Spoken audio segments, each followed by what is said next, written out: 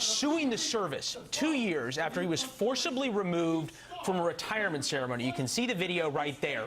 He claims it was because he said the word God. The Air Force has another explanation, saying he ignored restrictions from the squadron commander that had been put in place. Joining us now, retired Senior Master Sergeant Oscar Rodriguez and Hiram Sasser, General Counsel for First Liberty Institute, his attorney. Gentlemen, nice to see you. Thank you.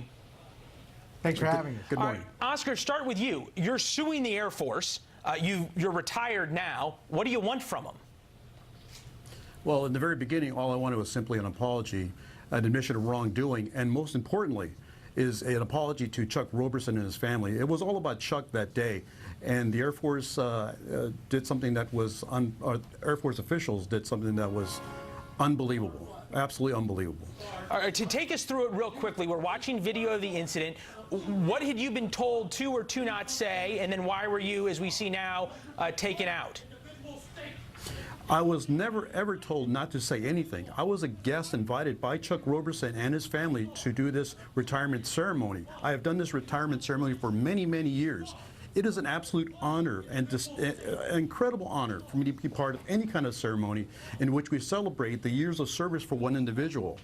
And being in the Air Force was one of the greatest and the most amazing moments that I've ever had in my life with the quality individuals that we, as brothers, are next to. Get to what happened that caused this dispute. I've watched a lot of retirement ceremonies. I've never seen somebody forcibly removed. I used a script in which it mentions God 6 times. And in executing that script, there are Air Force officials that do not want to hear that. They do not want to hear the word God in most forms when it comes to military. So you used the script, and then they said stop, and then they took you out. What happened? I stood up to execute my speech in front of Chuck Roberson and his family.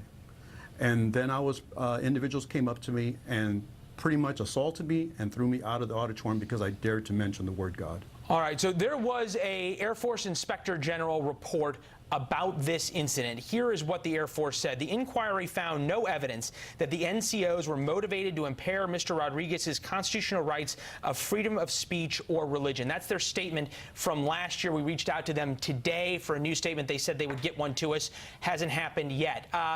Hiram, this brings up First Amendment issues, obviously, which is what the Air Force talked about. We'll look at the original rule book and get your thoughts on it as it relates to the U.S. Constitution. Congress shall make no law respecting an establishment of religion or prohibiting the free exercise thereof. I am guessing that you feel by taking your client out of this ceremony, they did just that. Well, exactly, because Chuck Roberson, it's his retirement ceremony, and even according to the Air Force policy manual, he can pick who does this flag folding ceremony. He picked Oscar Rodriguez, and the reason why the Air Force didn't want, the Air Force officials there at Travis Air Force Base did not want Oscar Rodriguez to do the flag ceremony is because he uses the script that mentions God several times. And so when he stood up at the invitation of the retiree, according to Air Force policy, those NCOs who grabbed him and drug him out and the officer who was in charge, they were violating not only Air Force policy, but also the First Amendment and the Fourth Amendment and the Fifth Amendment in seizing somebody they had no authority to seize. I'll read part of this script from military.com, who did an article on this situation. Let us pray that God will reflect with admiration the willingness of one nation in her attempts to rid the world of tyranny, oppression, and misery. It is one nation under God that we call with honor the United States of America. God bless our flag. God bless our troops. God bless America. Oscar, I'm guessing that's what you were saying as this happened. Hiram, real quickly, what can happen? What can Mr. Rodriguez here get as restitution from the Air Force? What do you want?